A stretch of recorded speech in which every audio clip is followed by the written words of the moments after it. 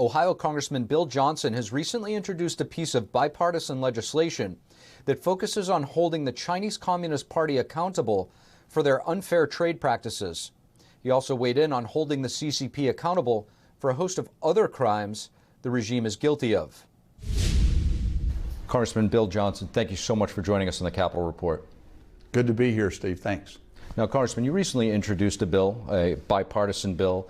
It's called Level the Playing Field Act 2.0, and it seems to aim to keep China under control to a certain degree. Can you tell us a little bit about what that bill might do? Yeah, you know, I represent an area, a district in Ohio, big manufacturing district. One of the first issues that I worked on after being elected to Congress was a manufacturing company that had gone through an extensive lawsuit through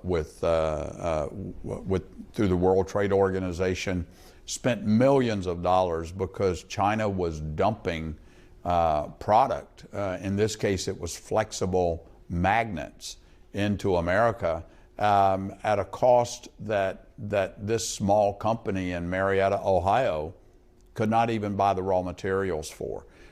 They won that lawsuit. And they got China under control. Just a short time later, the same thing happened when China went around that lawsuit, around that ruling, and went through Vietnam.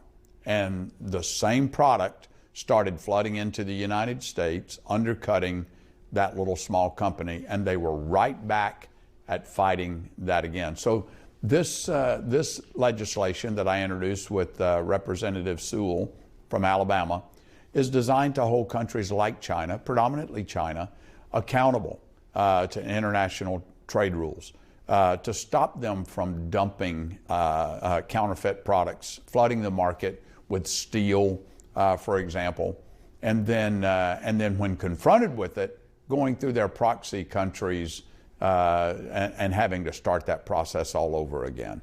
Now, when it comes to Republicans and Democrats finding common ground on Capitol Hill, it's few and far between.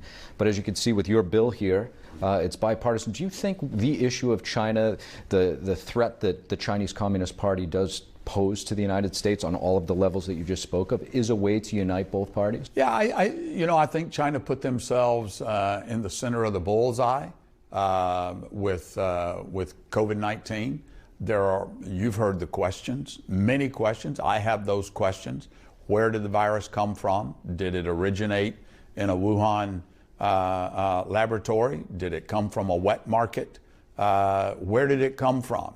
The gain of function research that was done. Did the Chinese perpetuate this on the rest of the world? The unwillingness of the Chinese to be open and transparent with investigators to find the origins and the source of the virus has really put China in the center of the bullseye where this is concerned.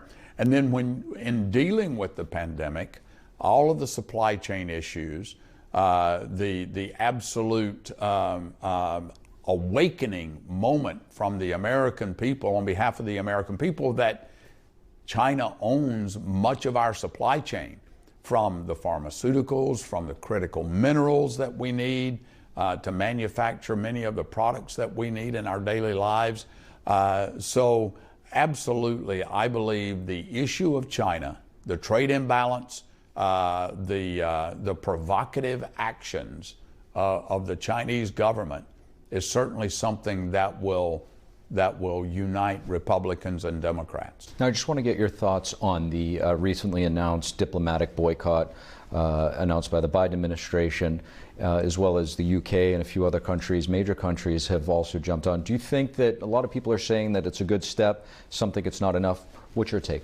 I think we have to be very, very careful. I think for us to go to Beijing and participate in those games with the adversarial relationship that exists between the United States and China today, economically, China threatening Taiwan, threatening and flexing their military muscle in the South China Sea, everything that they're doing there. I think we have to be very, very cautious. And so I support that boycott of the Olympics. And I think other countries would be wise to do the same. China has got to understand that they've got to be a responsible member of the community of nations, or serious action is going to be taken. And it's not going to bode well in their favor. And hopefully they'll see the message that is being sent with this boycott, that we're not going to play your game. We're going to play a game that we will win. We're not going to play your game.